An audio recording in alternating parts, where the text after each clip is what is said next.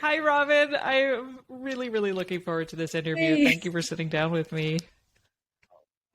me too. Yeah, definitely looking forward So to it. you're currently in Glasgow, but you're from the US, correct? Yes, exactly. So I'm from the U.S., Chinese American. My parents are first generation immigrants. I'm second generation, which means I was born in the U.S. But yeah, I have been. So I went to the UK for 1 year briefly before I went to Singapore for 5 years, and now I'm here in Glasgow. Wow. Okay, and you're lecturing political philosophy. That was that was Exactly. that was my Yes. major back in undergrad a million years ago. Oh my gosh, maybe that's why your podcast is so good. Just kidding. I do always want people to join philosophy. Right? So Yeah, I know. For me, it all makes perfect sense when you look back and you sort of think of all the things that kind of make you who you are today. I'm like, yeah, yeah. Well, obviously that makes sense. But okay, so now when you had in previous correspondence, you had talked about the fact that your therapist brought this up. Was this an American yeah. therapist, or was this a British therapist, or they were the first person who Um, suggested that this might be ADHD? yeah, so they are American, and they suggested it after working with me for quite some time. I've been working with them ever since the summer of 2020, which is easy to remember because that was pandemic year. It was a few months into the pandemic. We're now a few years into the pandemic, and so we've been working together for a long time.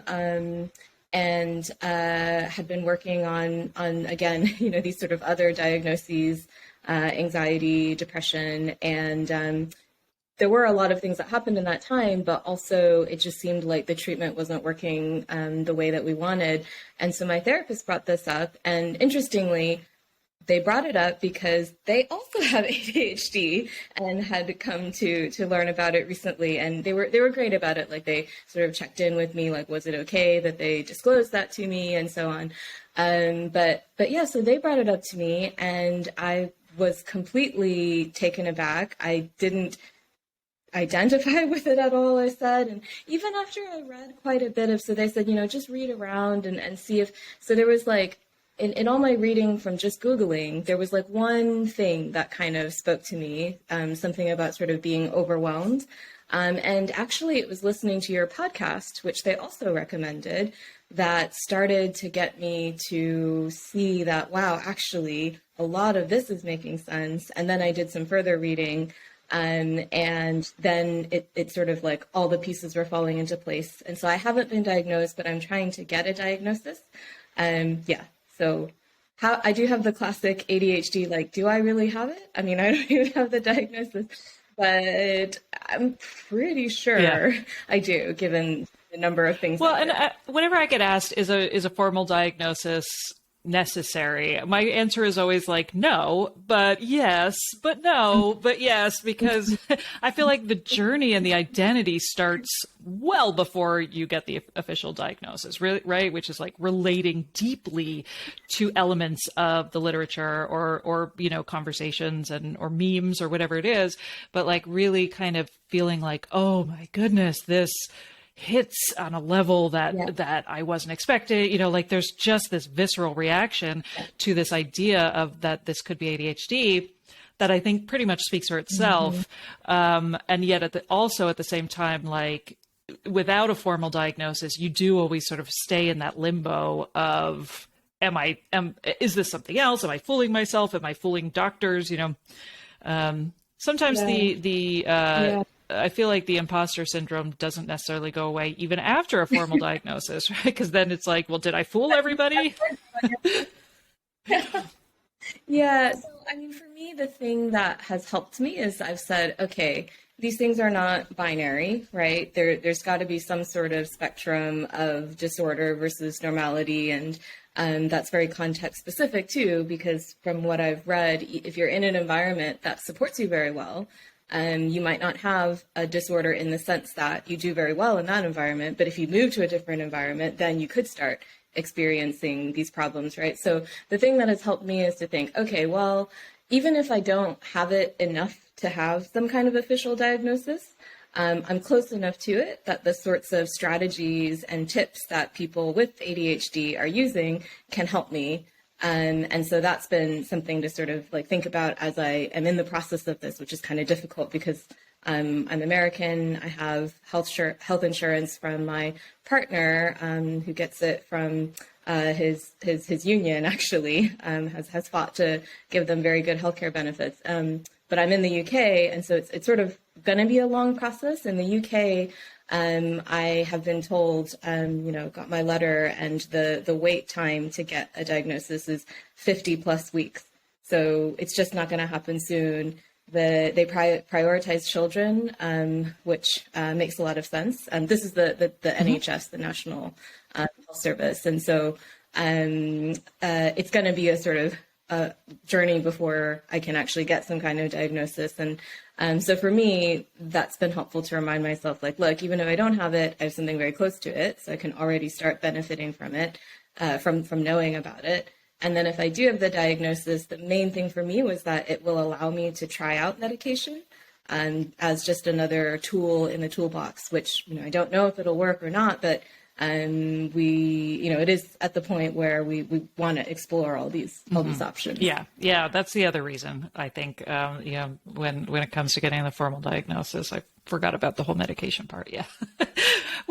Because I don't take it. I mean, that's the other thing is that I tried it. I tried 2 different types of stimulants and ended up not using it. So sometimes I forget what an important part of that modality is. When you listen to my very early podcast, I'm always asking people about medication because I was like still trying it. And at this point, I feel like I've just sort of given up. I'll go back to, I don't know, I might try it again sometime. Go ahead. It's so variable, yeah. Right? I mean, and that's like the whole thing with ADHD too, is that because it's this problem with your executive functioning, the actual way it manifests is so different from person to person because from what I understand, the sort of best explanation that I read was this metaphor of the executive functioning is like your operating system.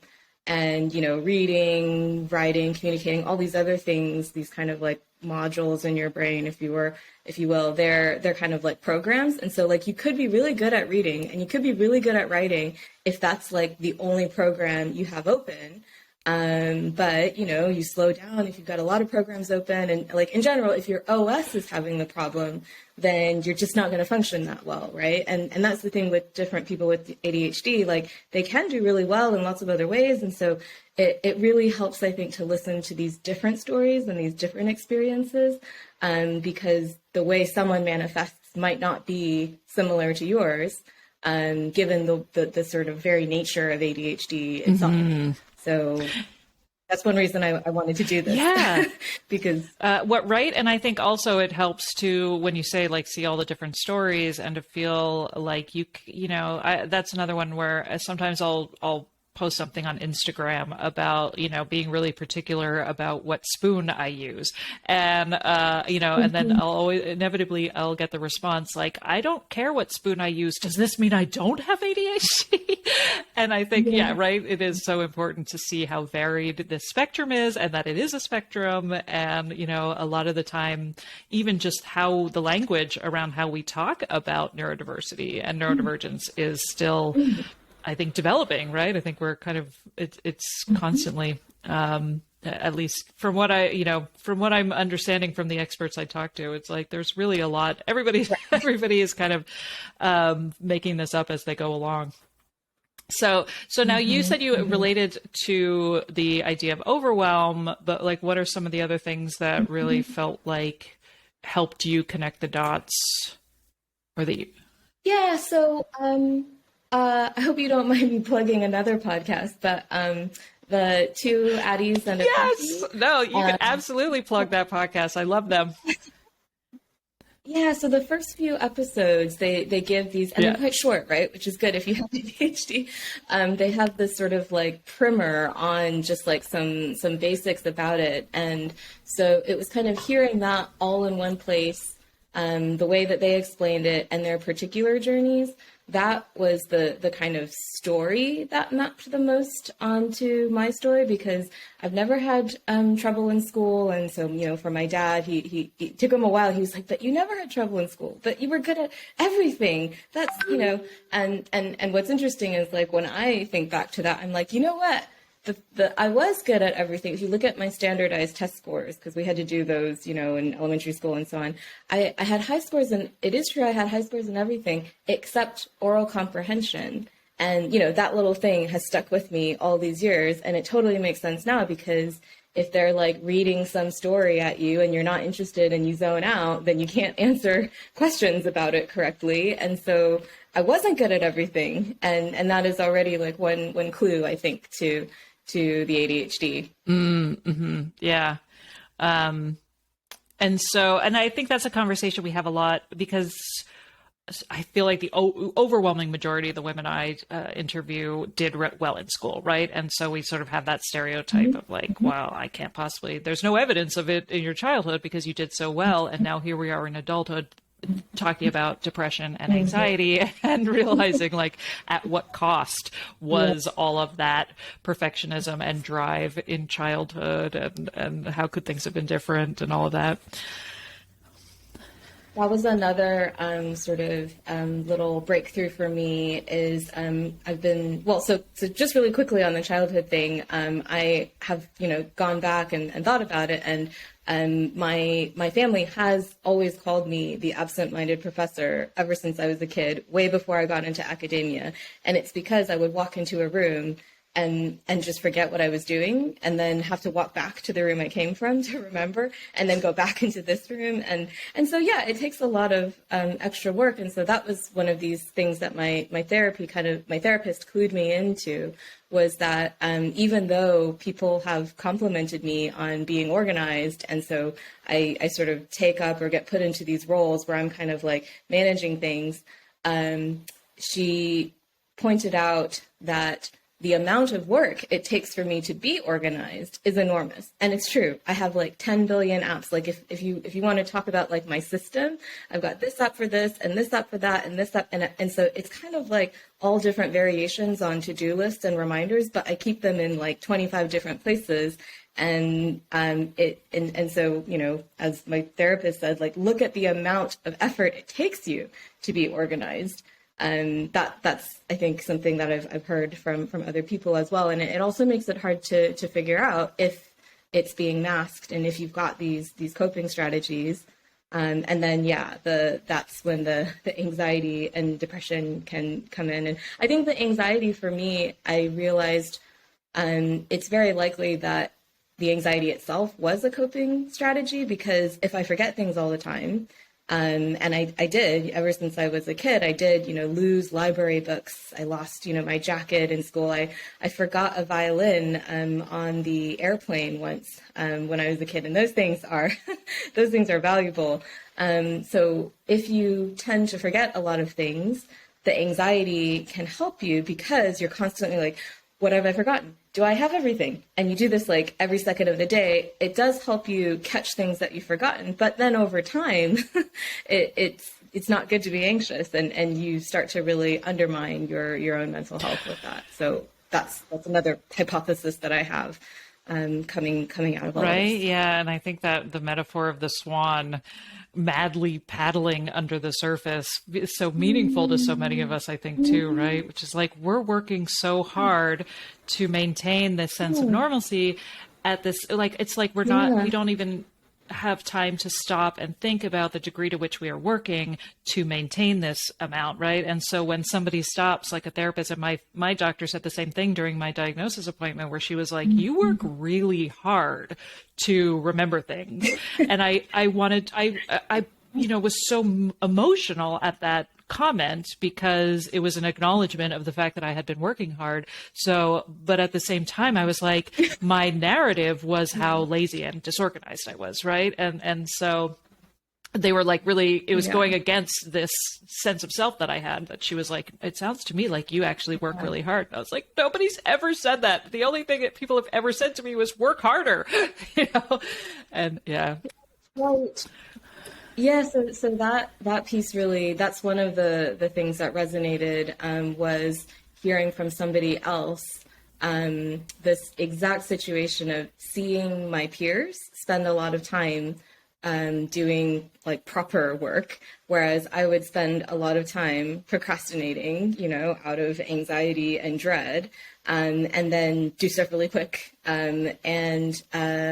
I always just thought, why do I not have, I mean, graduate school, academia is hard enough. You always feel like you should be working because there's just like, literally, there's no end to the reading list now because nobody gives you a reading list. You come up with your own reading list. And there's so many things that you could read. So you feel like you should always be working just as a matter of fact of being in the academy, being a graduate student. And then on top of that, I could see that other people were spending a lot of time on it and I wasn't. And it was like, why can't I just like work as hard as they do? And so it's taken, this whole ADHD journey to realize that that's maybe part of one of the benefits is like the stuff that I really need to get done. I could do it quickly.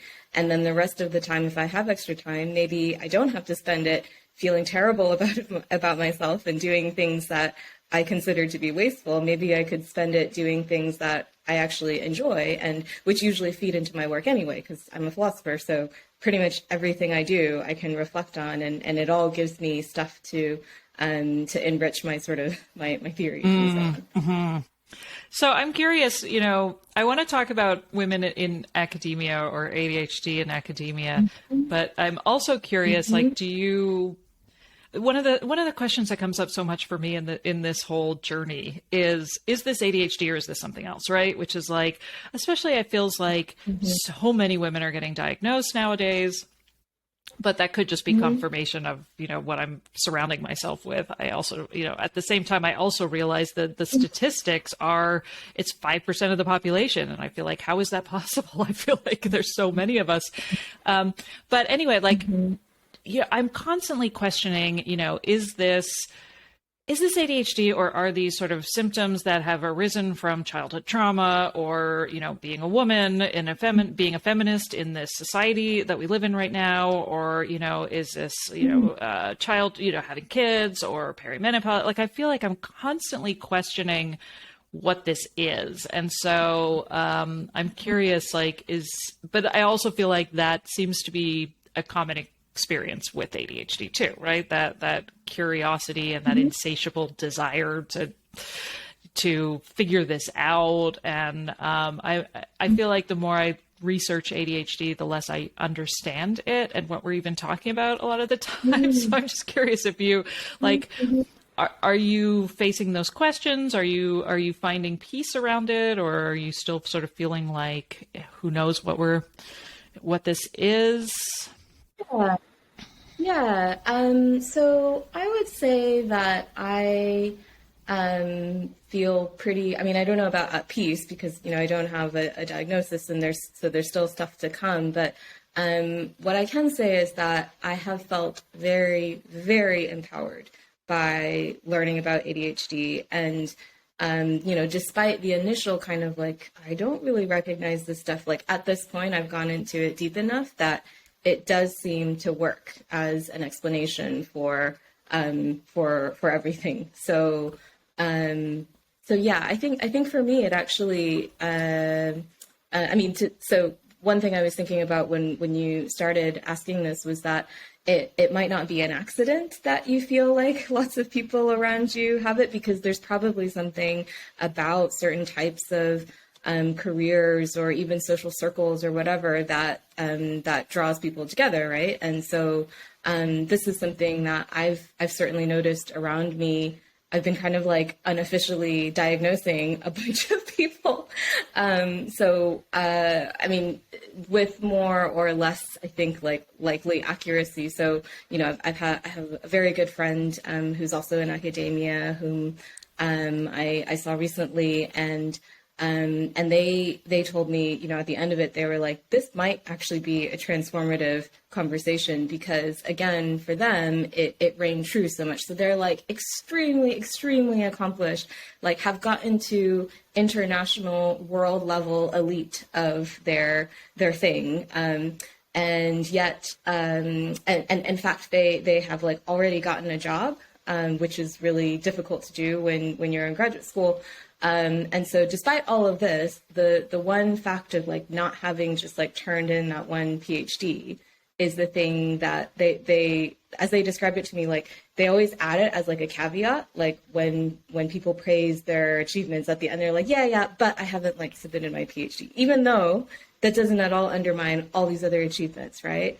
Or I'm thinking about another friend, family friend who's extremely talented, and like in this one dimension is a self-taught artist and has just like these incredible works of art, but has very clearly a kind of rejection sensitive dysphoria, because their mom was telling me that they can't even sort of like get ready to say something because this friend of mine will say nope, like before even finding out whether it's a positive or a negative thing.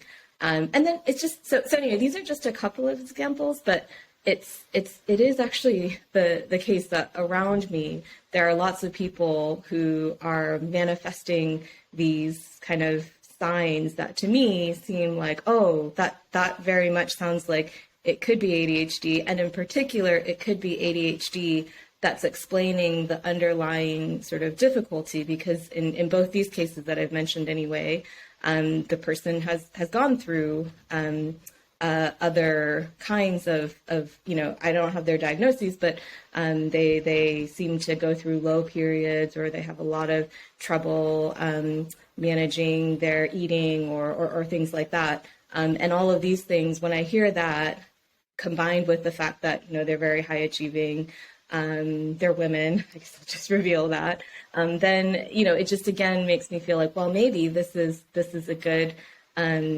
explanation for you too. So it's interesting for me to hear that for you, the explanation has gotten sort of like less satisfying. I don't know if I'm just such a newbie to this. Like this literally happened within the past few months, because I only moved to Glasgow in December. And so it's been less than a year, and this whole getting started has just been a few months. But I was just so excited that I already wrote to you and said, I want to talk to you. So maybe it's just like the new the newness of it, but it feels good for me, for my case. No, that is a good reminder too for me to like come back to the origins of, like we were saying, like that whole body reaction that you have to ADHD, right? Yeah. Which is like, wow, right? This says so much. This explains so much. That in itself really speaks volumes in terms of how important a diagnosis can be in adulthood too, right? And how life-changing it can feel. And maybe I just take that for granted now that I basically just live and breathe ADHD. Fair enough. Now, so you had mentioned a few things from your childhood, but what are some other, elements that you look back and think, gosh, the signs were there all along? And how have you talked? It sounds like you've talked about it with your parents. So what was that conversation like? Oh, that was really interesting. So I talked about it first with a very close family friend, because they happened to be here. And so I was going through all of this at the time and so my parents are still in the US, and I just haven't had, I didn't get the chance to talk to them as soon. And so one thing that's really, really interesting is that I immediately felt like my mom. Yeah. Because my mom is so multi-talented. So she does ceramics. She's like she makes these beautiful pots and plates and like everything. She's done that for a long time. She's a wonderful gardener. She can grow these like massive vegetables. She's a really good cook. Like she's known in all her circles for being a really good cook. She's also taken up like sculpture, like actually like carving stuff out of stone. She makes jewelry. I mean, she just does like all of these things. And as my family friend was sort of telling us, she's always just been like really quick. And So I immediately recognized that my mom had it. And then I sort of thought, well, maybe this family friend, she's actually more of a family friend of my parents. So, we're friends on these two different, at these two different generational levels. I sort of thought, probably this family friend has it too, and her daughter probably has it. And so one interesting thing about that made me reflect upon sort of childhood and the context we grew up in is that insofar as like the second generation has had more mental health problems than the former generation, I mean, maybe there is something about just like environmental context and the kind of childhood that you grew up in. And so it could be that, two people of different generations could both have it, and yet it could manifest differently or not manifest as a problem at all. Because this family friend had a really hard time imagining my mom having it, in part because she didn't seem to have signs of like the depression and anxiety that I have. And so, yeah, there's just like different things that could be going into that, I think. Yeah, right. Yeah, that's a great point too. Well, and I think that's something I think about too as a feminist, right? Which is like the different roles that women have had from generation to generation and our expectations. And I, often we'll talk about like individualism, right? And in our culture, and that just, and how as women, asking for help is something that not we have to do now, whereas we wouldn't have had to do that. Generationally, we often were much closer to with our parents geographically. We had a lot of help. And so a lot of the times that we sort of struggle most in our life is having to admit that we can't do this alone, and how that feels like failure for a lot of us. And I feel like those are those issues that seem like very specific to women.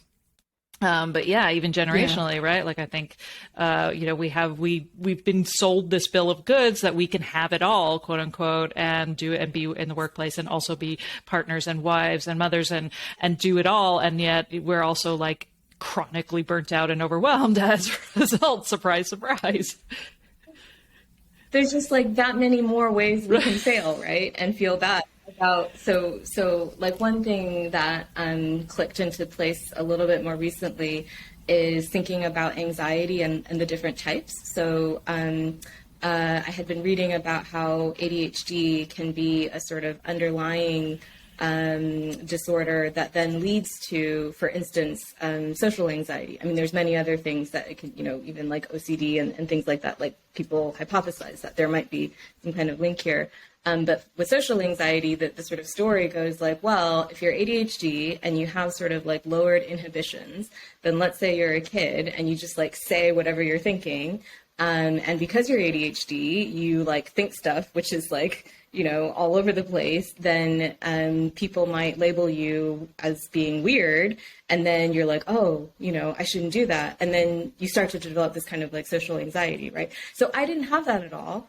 But what my therapist helped me understand is that I definitely have performance anxiety, in that if I don't feel I performed well, whether it's something professional, so it could be teaching a class or giving a talk, or it could be something not professional, but just like social, like, going to a party and I don't feel like I told good jokes or that I was, fun to talk to. Like, I mean, I can think of moments when I was in a low period and I would go to lunch or whatever, and I would sit there feeling like I couldn't think of anything like fun or interesting to say. And then afterwards, just feeling so terrible about it. Like, even though, my friends and colleagues that I was with, I don't think they would have like judged me or anything, but the fact that I didn't perform in that situation, that is the thing that I have a lot of anxiety about, or that can like bring me into a depression. Right. Yeah. I think that's a question I have a lot about my own dual diagnoses of depression and anxiety too, which is like, I was obviously depressed for many, many years. I mean, it's not that it wasn't depression, and I still have periods of absolute overwhelm and sadness. So I'm like, it feels like that is still depression. But at the same time, when I hear medical professionals say things like, let's deal with the depression first before I diagnose you with ADHD, I hear that for a lot of women where I'm like, But it just seems like it really is the underlying issue for so much of this. Like you said, like, you know, the expectations of ourselves or being rejected by, you know, so many of us are like rejected by either teachers or peers, or there's a sense of too muchness, or even just, you know, one of the things I think about a lot, Sari Solden wrote about in 80 Women and Attention Deficit Disorder, which she wrote originally back in 1995, but she was talking about how we can't trust how we are going to be from one moment to the next, right? Because of we're relying so much. So like you said, in social situations, like I have no idea if I'm going to walk into a room and be the life of the party, or if I'm going to want to immediately go home, you know? And so that sense of like disconnect that we have from our own behavior in certain situations. And that really hit home for me, right? In terms of, how that leads to a lot of that anxiety that you said, the performance anxiety, or even just like, you know, the anxiety of like, oh God, I don't know who I'm going to be right now. It's almost like you've got this child inside of you that you're just like, am I going to embarrass myself? Am I going to say something weird? Am I going to be totally inappropriate? Am I not going to like read the social cues? You know, all of that stuff that's just constantly leading to the same sense of like, gotta work hard, gotta work hard, gotta work hard. Yeah. I even felt that way like leading up to this podcast, because I saw on my calendar like I had like lots and I was like, I need to like rest myself, because I don't know how I'm going to be on the podcast, because I've done a podcast before where I was in a low period, but I forced myself to do it because, you know, we had these scheduling things. We were playing tag for months, and I was like, I just got to do it. And then I felt so terrible about it afterwards that I asked to redo it. By the time that we were redoing it, I had like gone back and listened to the original, and I was like, it's not that bad actually. And so I had gone to all this trouble, and, you know, the interviewers as well, we had like done it a second time because I had been unsure. And so it's exactly that feeling of not knowing how you're going to be. That I think, I hadn't realized that, but I think that is part of the anxiety too. And I think so the sort of relationships between depression and anxiety and ADHD are definitely complex, and probably they differ from person to person, because I'm thinking of another friend with whom I've discussed this, and they actually also thought that ADHD is a possible diagnosis, and for them, they felt that it was sort of an underlying depression that would trigger anxiety in the way that you're describing. But for me, I have thought, and in sort of conversation with my therapist and psychiatrist, I've sort of thought that for me, it's often the other way around. So I'm very, very anxious about something, which, interesting. So going back to something you said about like trying to be a feminist and so on. Interestingly, one thing that I started to notice at my previous institution is that it was particularly moments when I had to deal with issues of diversity and inclusion. So I had a role where, you know, it made sense for me to do this role because I care about it a lot. I know a lot about it, you know, relatively at least, because I study these kinds of issues. And I would have just like massive anxiety, like leading up to these events. And then if it went well or not, that would determine whether I would like plunge into a depression or not. So it seemed like in my case, it was more anxiety that could then sort of, the buildup of anxiety could trigger a depression. And so I think these relationships are just complex, right? It could go one way or the other, and maybe it could even differ depending on what we're talking about. So it's going to be hard to figure out, like, is there a real underlying one thing or the other? Yeah, right. Yeah. I know. Yeah. Now I want to backtrack a little bit, because we had asked. I want to get back to the conversation you had with your parents and what their reaction was. In terms of, you know, you said your father was like, well, you did so well. Because I think, you know, sometimes parents are like, this is fascinating. This explains so much. But I think also just as often parents will be like, I don't know what you're talking, like they'll think that it's somehow an attack on their parenting, or, you know, that they did something wrong, right? Because I think that parents can sometimes have just as much grief around, oh, you know, we didn't see the sign, or we didn't know. Yeah. Yeah, it's, I mean, I think this intergenerational piece is huge, because, I mean, we know that there's a strong genetic component, right? And so, thinking from the parent side, if you have ADHD, then you're raising, your children in a way that's sort of like consistent with that. And then neither of you has a sense of what is like normal or not normal, right?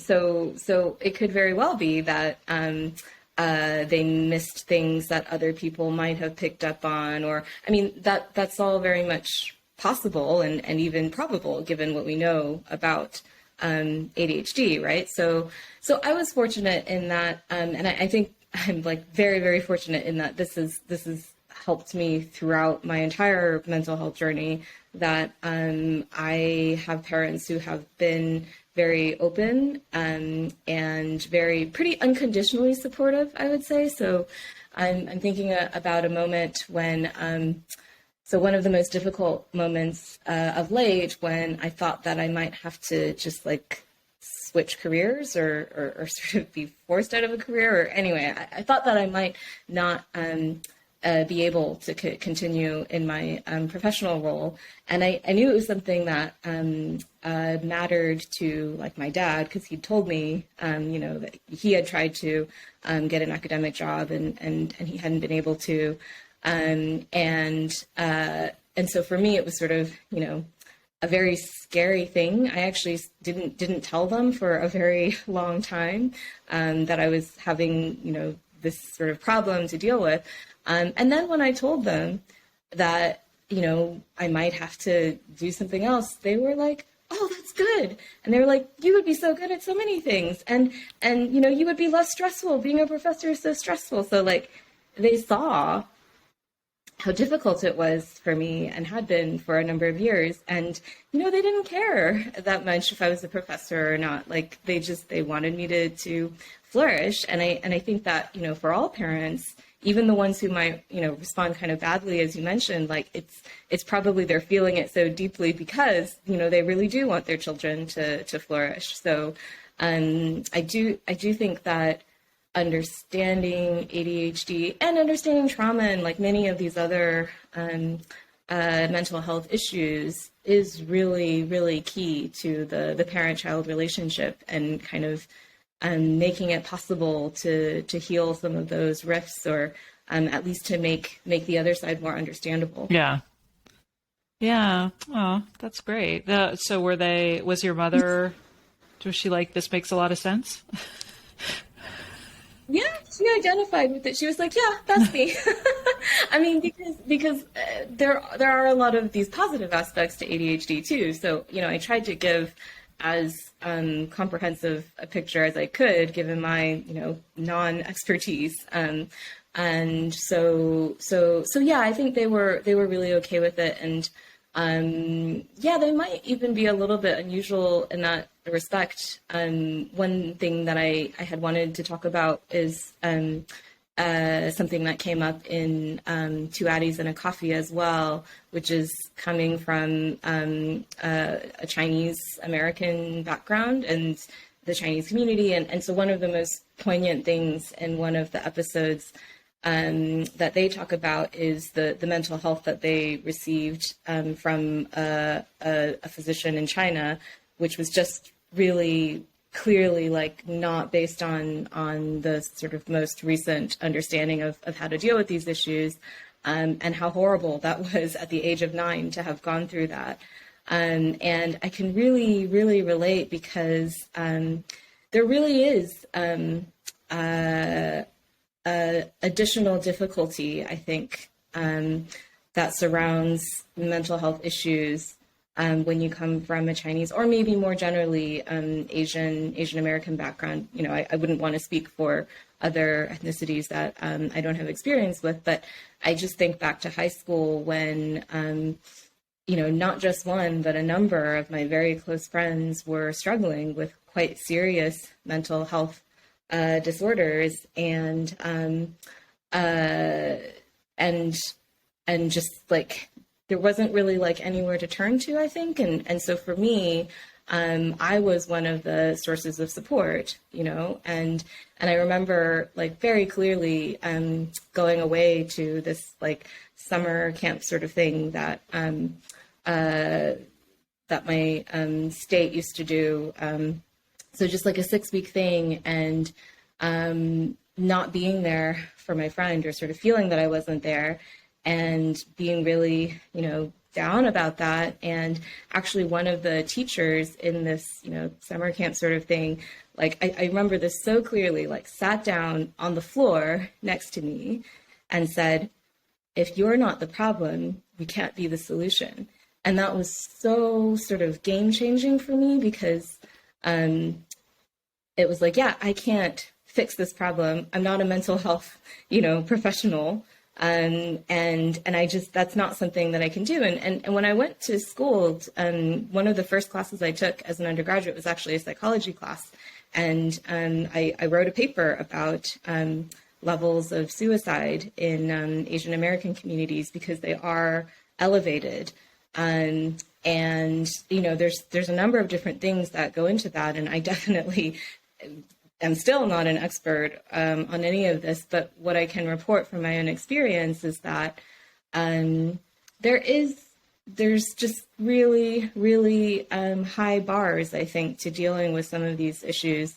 And it depends a lot on, what your parents are like, and what your closest circles are like, but also just the wider culture too. So when I was in Singapore, I remember a friend telling me that they would not go to see a therapist because they didn't want it to in any way become attached to their professional role, because of the worry that might, cast doubt on their competence. And so that kind of level of, it could be stigma. I mean, I think stigma is part of it. I haven't experienced that so much, but for me, it's been more just like lack of understanding and lack of knowledge. There's a real gap in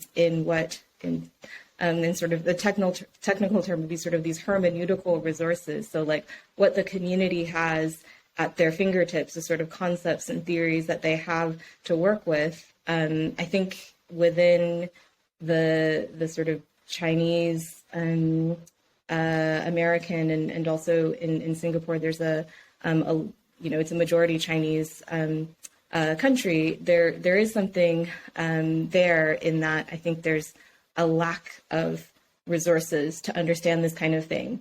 So in particular, I'm thinking about the high rates of suicide amongst young people in Asian countries. And so actually, this is not just Singapore. It happens in China and Korea and in other countries too, where it can happen in very young people who have so much going for them. They can be, very talented. And I'm thinking of a case that affected me very much, where it came as a total surprise that this person committed suicide because they were so high achieving, and all of their friends and everyone who knew them thought that they were doing well, because again, on the outside, they seemed to do so well.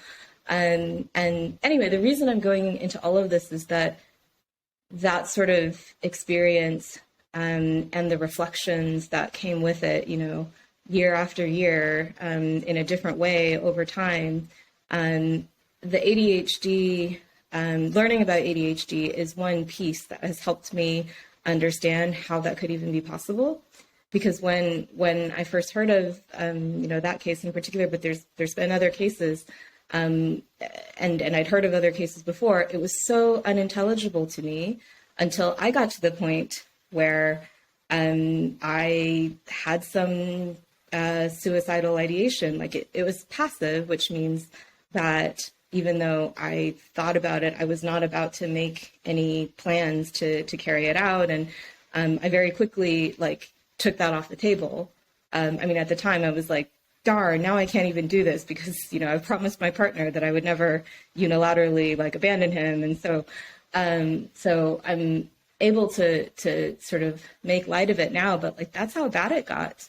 And I think the sort of ADHD piece of it has helped me understand how I could have had depression that was so severe, because, otherwise it is very hard to explain. Of course, there are many other things that go into depression, and it could be genetic and all of that. But for me, I think that the understanding of ADHD has helped me come to understand how that kind of thing becomes possible, I guess I would say. And it's terrible. I mean, it just like it still breaks my heart to think about it, because there are resources, you know, not just for ADHD, but for depression, if that's not all it was, but if that's what it was, or, you know, whatever it is, there are resources. There are people who have studied this and they have expertise. And yes, our collective expertise is still quite limited. So, you know, you're one of these experts and you're like, there's so many things I don't understand. So yeah, collectively our expertise is limited, but we have enough that we could, you know, save a lot of lives already if this knowledge was more widely available. So again, that's one reason I really wanted to do this. Well, I thank you for your vulnerability. It's really, I think that is, when I think about the advocacy piece around mental health, and especially neurodivergence and mental health, I feel like, you know, sharing our stories is so fundamental to that healing and that validation. And I think also, like you said, to what you were saying, like just developing that language around what is even happening here, what is even happening to us, because I think we are, if it's the chronic overwhelm where we're not even stopping to think about struggle, or if it's really just about, having to, the stakes that are involved in admitting to myself that I even need help. I mean, the resources can be out there, but I still have to be able to like identify as somebody who needs that help. And I think that alone is such a huge, step for so many of us, especially when you're high achieving, or especially if you're in certain fields, right? Or, you know, like, I think it's even more difficult when you also see all of this sort of evidence throughout your life that you're like, no, I'm not that person, right? And it's like, yeah, you can be all of these things and still be a phenomenal human being, is, I think, can be really difficult to embrace. Yeah, and not even because you feel like you don't, you know, want to be that person because there's some sort of stigma around, but you're like, I'm not that person because I'm so lucky. Like, I have so many things going for me, and like, I've done so well. So why, you know, why? And I totally hear what you're saying about getting started on that path, because I didn't go to a therapist until I was in graduate school, and actually, a fellow graduate student in an advice session about going on the job market said, here's my piece of advice: go see a therapist, because it's going to be soul crushing, because, you know, academia has been so transformed now that, you know, it used to be 70% permanent jobs, 30% contingent or precarious, and now it's like the other way around. Like, very few people, relative to the number of people who want it, actually get these jobs. And so, yeah, it's a soul crushing process to apply for jobs, to submit publications and get them rejected constantly. And so that was the first time I'd ever even considered therapy. And I went in for my consultation, and the thing is, like, they just sort of asked, like, you know, why are you here? And I just cried for like the whole 30 minutes. And I was shocked when that happened. So, you know, then I kept doing it, and I've been in therapy of various sorts. And because I've moved around, I've also had different practitioners who've used different, they come from different traditions. So not just cognitive behavioral therapy, but also psychodynamics. And I've gone through trauma, EMDR stuff, and couples there. I mean, there's just like, I've gone through like a lot of it. And it's been so helpful. But yeah, I think about how easily I could have not gone and not started on this journey, and where I would have been, and how many people may still be in that sort of situation. So that first step of getting yourself. So this is interesting, because again, for me, asking for help has not been so difficult for me, and that might have been sort of like a saving grace. In fact, I remember sort of my therapist, and I had an academic coach as well. So I was getting like, many, many forms of support at the same time, saying that, well, it's good that you recognize this and you're able to ask for help. And I mean, I think for me, it's interesting because, again, I think childhood and background and stuff come into that. So I had extremely supportive parents. And so I don't think I would be afraid to ask for help on that front. And I'm also, an Asian woman. And part of the way that I move through the world, and sometimes it can be in a sort of tactical way. I've discussed this with other Asian women, is that we're already socialized into and also perceived as being sort of smaller and more childlike and stuff, that asking for help comes pretty easily for me. I'm not saying that's a good thing to be thought of that way. I mean, it's terrible, and there's so many people for whom that's like the bane of their life, is to be perceived as an Asian woman that way. But for me, it just has it has had this kind of unexpected benefit. I think that part wasn't the hard part.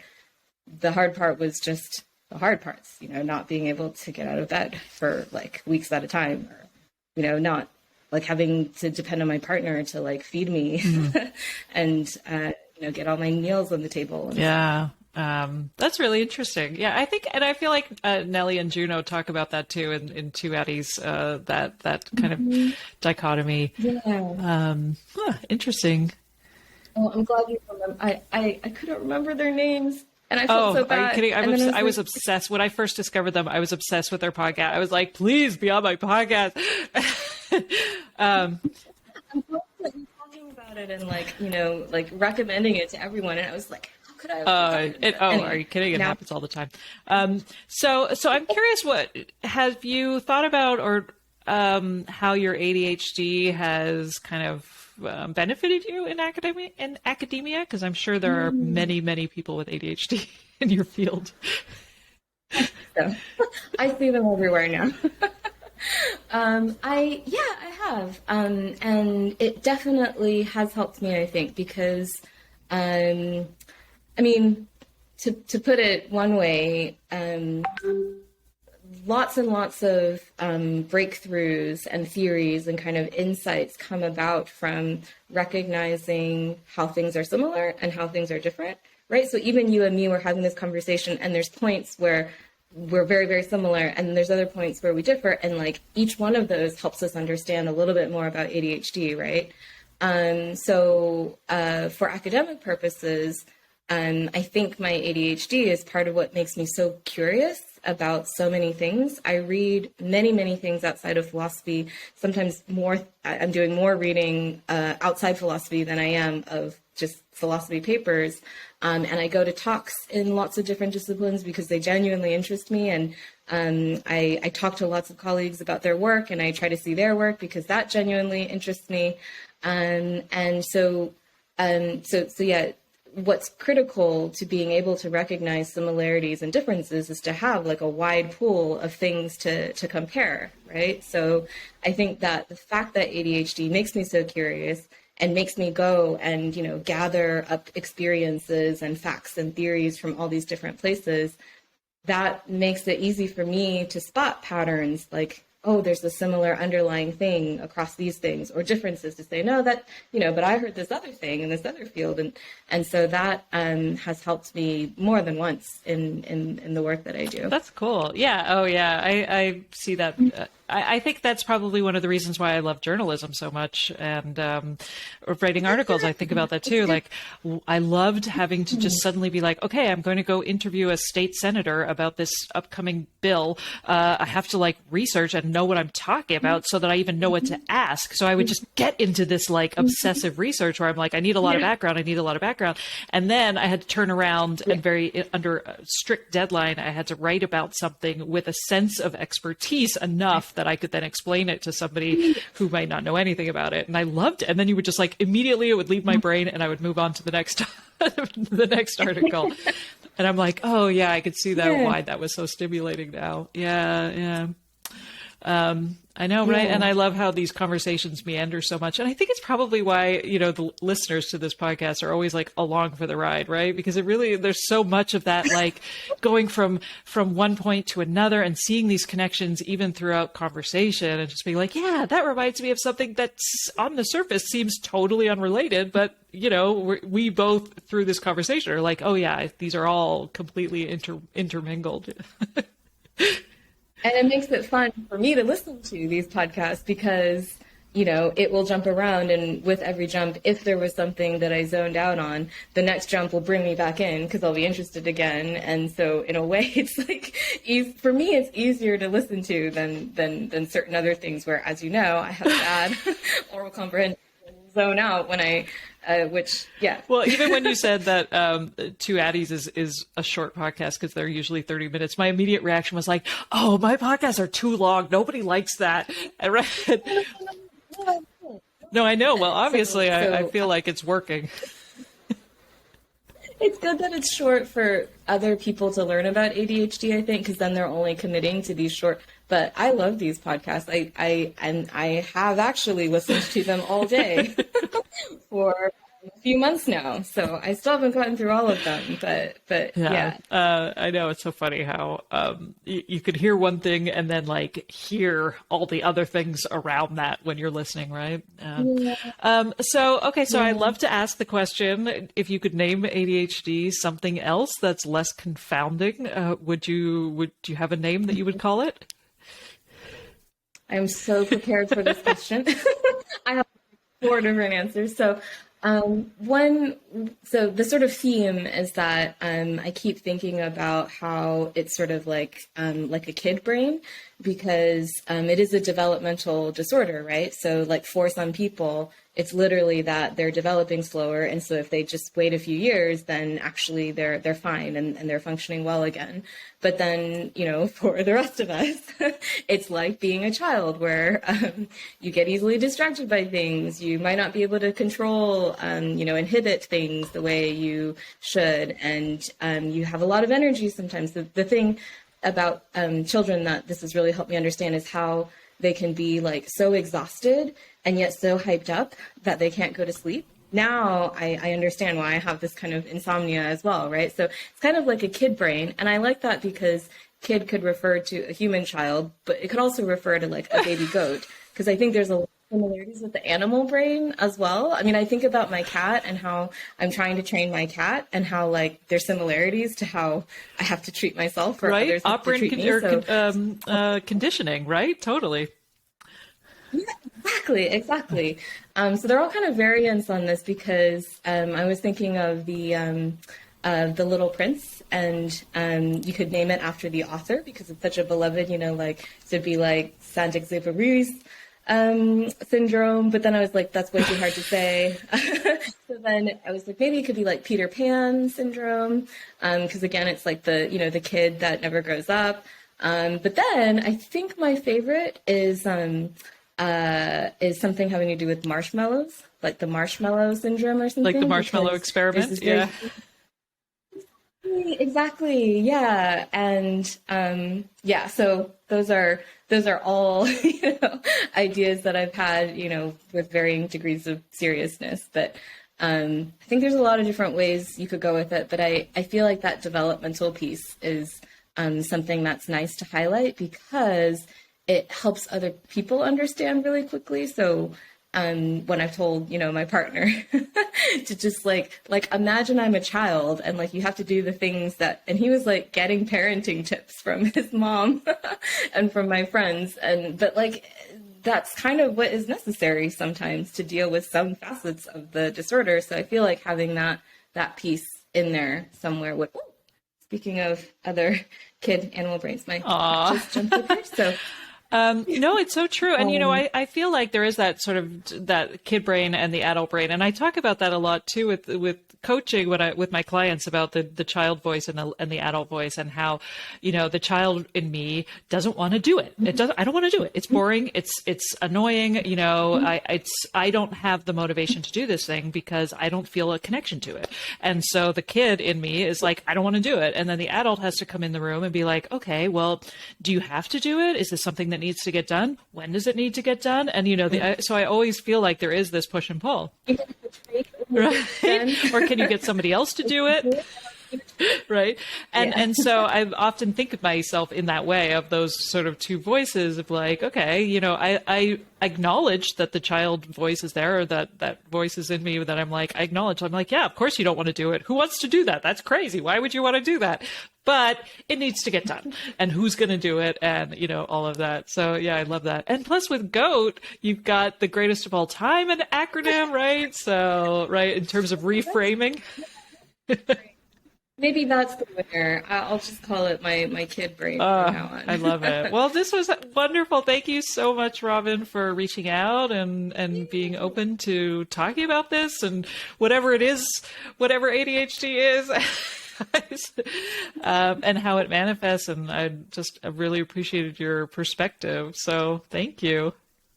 I appreciate everything that you've done. And I mean, in, you know, the little feedback that you share from people who talk about how much it's transformed things. I mean, that is so true for me, as you know, and it's such important work, and it really has been transformative for me. And the reason I wanted to do this was completely because I hoped that I might contribute to that little project, and in a way that might be transformative for other people too. I'm sure it will be. I'm sure it will be. Oh, thank you.